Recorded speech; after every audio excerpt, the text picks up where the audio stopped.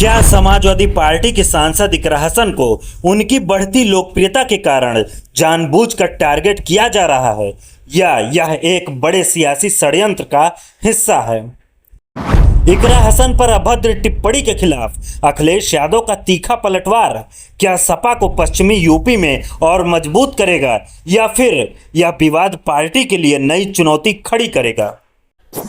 उत्तर प्रदेश की कैराना लोकसभा सीट से समाजवादी पार्टी की सांसद इकरा हसन एक बार फिर सुर्खियों में है, लेकिन इस बार वजह बेहद गंभीर और आपत्तिजनक है। करणी सेना के राष्ट्रीय उपाध्यक्ष ठाकुर योगेंद्र सिंह राणा द्वारा इकरा हसन को लेकर की गई अभद्र टिप्पणी ने न केवल सियासी हलकों में भूचाल ला दिया है, बल्कि समाज में नफरत और महिला अस्मिता पर सवाल खड़े कर दिए हैं। राणा ने अपने सोशल मीडिया अकाउंट पर एक वीडियो और पोस्ट साझा कर इकरा हसन से निकाह करने की बात कही। साथ ही एआईएमआईएम प्रमुख असदुद्दीन ओवैसी और उनके भाई अकबरुद्दीन ओवैसी को जीजा कहने की भी शर्त रखी। राणा ने कहा, मैं इकरा हसन से निकाह कबूल करता हूँ, वह मुस्लिम धर्म में रहें, मेरे घर में नमाज पढ़ें, मुझे कोई एतराज नहीं, बशर्ते ओवैसी बंधु मुझे जीजा कहें।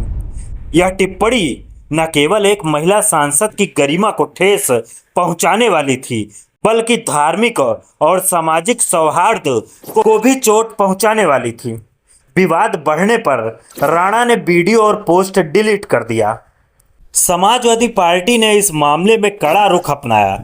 मुरादाबाद से सपा के पूर्व सांसद डॉक्टर एसटी हसन ने इस बयान को न केवल इकरा हसन बल्कि पूरे मुस्लिम समाज और भारतीय संसद का अपमान करार दिया। उन्होंने कहा, इकरा हसन एक शरीफ जादी हैं, एक सम्मानित सांसद हैं।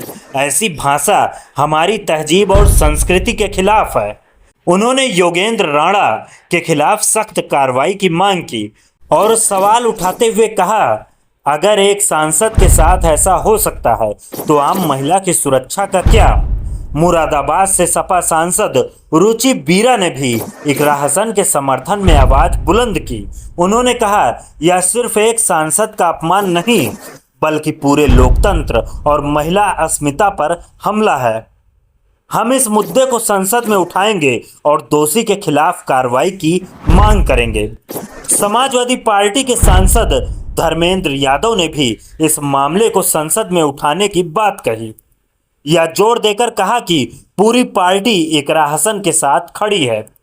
सपा प्रमुख अखिलेश यादव ने भी इस मामले में तीखा पलटवार किया। उन्होंने कहा, जो लोग एक महिला सांसद का सम्मान नहीं कर सकते, वो आम जनता का सम्मान कैसे करेंगे?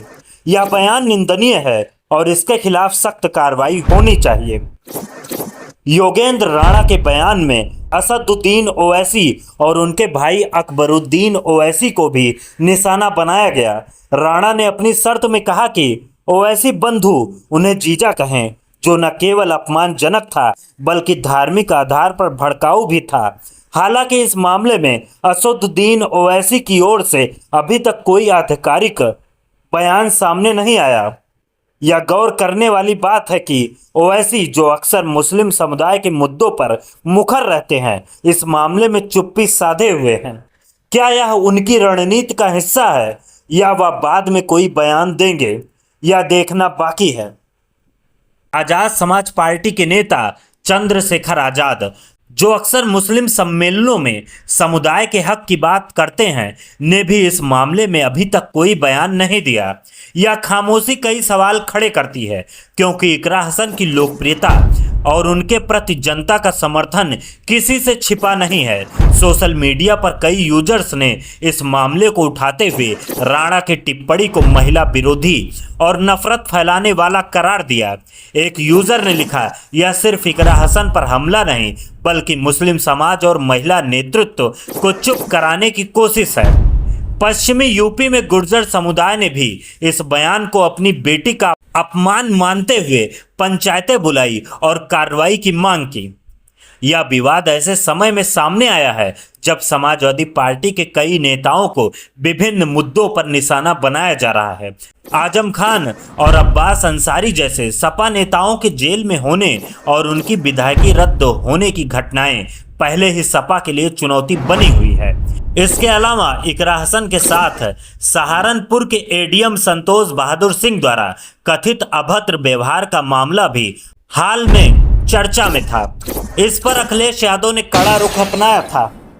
क्या यह सब इकरा हसन की बढ़ती लोकप्रियता को देखकर किया जा रहा है? इकरा हसन न केवल एक युवा और मजबूत नेता हैं, बल्कि उनकी सादगी और जनता के बीच काम करने की शैली ने उन्हें पश्चिमी यूपी में खासा लोकप्रिय बनाया है। हाल ही में कांवड़ यात्रा के दौरान उनका भगवा दुपट्टा पहनकर शिव भक्तों को प्रसाद बांटना और साझी संस्कृति को बढ़ावा देना भी वायरल हुआ था। क्या उनकी यह लोकप्रियता कुछ लोगों को खटक रही है? योगेंद्र राणा की टिप्पणी ने न केवल एक सांसद बल्कि पूरे समाज में महिला की सुरक्षा और सम्मान पर सवाल खड़े किए हैं। अगर एक जनता द्वारा चुनी गई महिला सांसद के खिलाफ इस तरह की अभद्र भाषा का इस्तेमाल हो सकता है, तो आम महिला की स्थिति की कल्पना करना मुश्किल है। यह बयान न केवल व्यक्तिगत अपमान है, बल्कि हिंदू मुस्लिम एकता को तोड़ने और सामाजिक सौहार्द को नुकसान पहुंचाने की कोशिश भी मानी जा रही है। डॉक्टर एसटी हसन ने कहा, ऐसे बयान हिंदू मुस्लिम समाज में नफरत फैलाने और वोटों का ध्रुवीकरण करने के लिए दिए जाते हैं, लेकिन आज हिंदू समाज इतना समझदार है कि वह इन भड़काऊ बयानों से प्रभावित नहीं होगा। इस मामले पर एक महिला वकील की शिकायत पर योगेंद्र राणा के खिलाफ एफआईआर दर्ज की गई। पुलिस ने जांच शुरू कर दी है। दूसरी ओर सपा इस मुद्दे को संसद में उठाने की तैयारी में है और पार्टी कार्यकर्ताओं में भारी आक्रोश देखा जा रहा है। आगामी पंचायत चुनावों से पहले यह विवाद सपा के लिए एक बड़ा मुद्दा बन सकता है। इकरा हसन पर की गई यह टिप्पणी न केवल एक व्यक्तिगत हमला है, बल्कि यह लोकतंत्र, महिला सम्मान और सामाजिक एकता पर सवाल उठाता है। समाजवादी पार्टी के नेताओं ने इस मामले पर एकजुट होकर कार्रवाई की मांग की है, लेकिन असदुद्दीन ओवैसी और चंद्रशेखर आजाद जैसे नेता की चुप्पी सवाल खड़े करती है। क्या यह विवाद सपा सांसद को जानबूझकर टारगेट करने की साजिश है, या फिर इकरा हसन की बढ़ती लोकप्रियता को कम करने की कोशिश है? इन सवालों का जवाब तो समय देगा, लेकिन यह साफ है कि ऐसी घटनाएं समाज में गहरे घाव छोड़ती हैं। जब एक जनप्रतिनिधि की गरिमा सुरक्षित नहीं, तो आम जनता का भरोसा कैसे कायम रहेगा? इस मामले में सख्त कार्रवाई और सामाजिक जागरूकता ही इस तरह की मानसिकता को रोक सकती है। इस पर आपका क्या कहना है? कमेंट में जरूर बताएं। अगर आपको यह वीडियो पसंद आया हो तो इसे शेयर करें, लाइक करें। आप देख रहे हैं सोशलिस्ट आर के चौधरी यूट्यूब चैनल। धन्यवाद।